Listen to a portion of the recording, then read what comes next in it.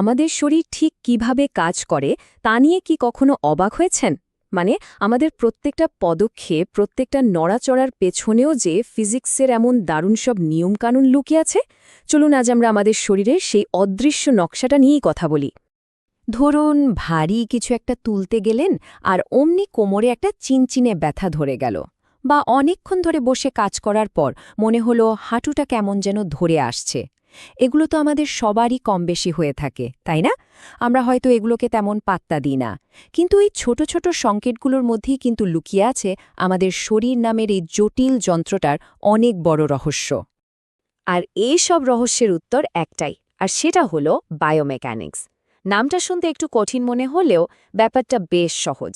সহজ কথায় বললে এটা হলো আমাদের শরীরের নিজস্ব ইঞ্জিনিয়ারিং, মানে বায়োলজি আর ফিজিক্সের সূত্র মিলিয়ে এটা আমাদের বুঝিয়ে দেয় যে আমাদের শরীর কেন বা কিভাবে নড়াচড়া পড়ে। তো চলুন এই মজার দুনিয়াটা একটু ঢুমারা যাক। প্রথমেই চলুন ভাবা যাক আমাদের কঙ্কাল বা হাড়ের গঠনটা আসলে একটা সুপার অ্যাডভান্সড মেশিনের মতো।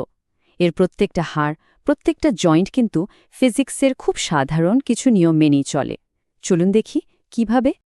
আচ্ছা, স্কুলে আমরা সবাই তো লিভারের কথা পড়েছি, তাই না? আমাদের শরীরও কিন্তু ঠিক সেই লিভারের নিয়মেই কাজ করে। এখানে আমাদের প্রত্যেকটা হাড় হলো এক একটা লিভার, আর জয়েন্টগুলো হলো ফালক্রাম, মানে সেই পয়েন্টটা যার ওপর ভর করে পুরো সিস্টেমটা নড়াচড়া করছে। এই ছবিটার দিকে একবার দেখুন, কি সহজভাবে ব্যাপারটা বোঝানো হয়েছে। একদিকে একটা সাধারণ যান্ত্রিক লিভার, আর অন্যদিকে আমাদের কনুইয়ের জয়েন্ট। যখন আমরা কোনো ডাম্বেল তুলি তখন হাতের হাড়টা কাজ করে লিভার হিসেবে, কনুইটা হয়ে যায় ফালক্রাম, আর বাইসেপ পেশিটা সেই শক্তিটা যোগায়। একদম স্কুলের বইয়ের ছবির মতো, তাই না? তাহলে প্রশ্ন হলো, সমস্যাটা হয় কখন? সমস্যাটা তখনই হয় যখন আমাদের বসার, দাঁড়ানোর বা কাজ করার ভঙ্গিটা ভুল হয়ে যায়। তখন এই লিভার সিস্টেমের ওপর একটা অসম চাপ তৈরি হয়।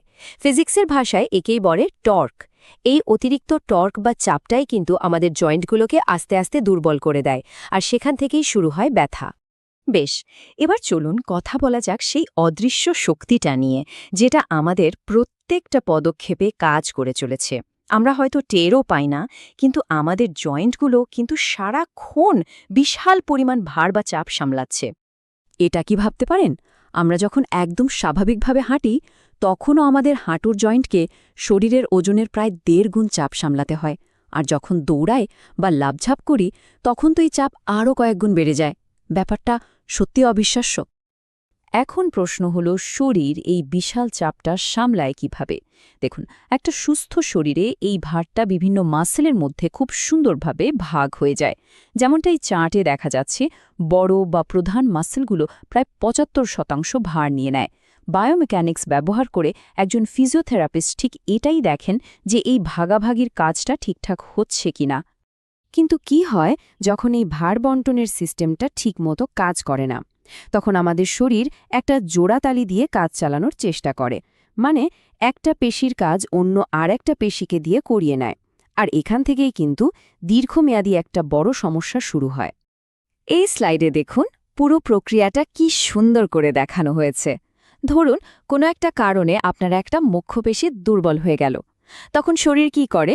তার কাজটা অন্য কোনো পেশিকে দিয়ে করাতে শুরু করে। এর ফলে কি হয়? জয়েন্টের উপর চাপটা আর সমান থাকে না, আর আমাদের শরীরে একটা ভুল মুভমেন্ট প্যাটার্ন তৈরি হয়ে যায়। এটা অনেকটা দুষ্ট চক্রের মতো, যা থেকে বের হওয়া কিন্তু খুব কঠিন। এতক্ষণ আমরা যেই লিভার, ফোর্স আর ভার বন্টনের মতো বিষয়গুলো নিয়ে কথা বললাম, এগুলো কিন্তু শুধু বইয়ে পড়ার জন্য নয়। শরীরের যে কোনো ব্যথা বা সমস্যা থেকে মুক্তি পাওয়ার জন্য এর পেছনের আসল কারণটা বোঝাটাই হলো প্রথম এবং সবচেয়ে জরুরি ধাপ।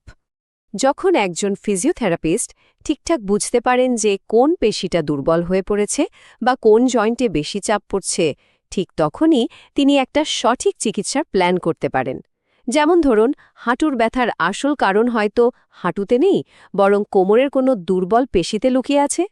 এই জ্ঞানটাই কিন্তু ফিজিওথেরাপির মূল ভিত্তি। কিন্তু আসল প্রশ্নটা তো এখন আসছে, এই যে এত কিছু জানলাম, এই জ্ঞানকে আমরা বাস্তব জীবনে কাজে লাগাবো কিভাবে? মানে ফ্রোজেন শোল্ডার বা ডিস্ক প্রোল্যাপসের মতো জটিল সমস্যার সমাধান এই বায়োমেকানিক্সের নীতি ব্যবহার করে কিভাবে করা সম্ভব? সেই উত্তরগুলো নিয়েই আমরা খুব তাড়াতাড়ি ফিরে আসছি আমাদের পরের পর্বে। সেখানে আমরা হাতে কলমে দেখাবো কিভাবে এই নীতিগুলোকে বাস্তবে কাজে লাগিয়ে মানুষকে আবার সুস্থ করে তোলা হয়। তাই দ্বিতীয় পর্বের জন্য আমাদের সাথেই থাকুন।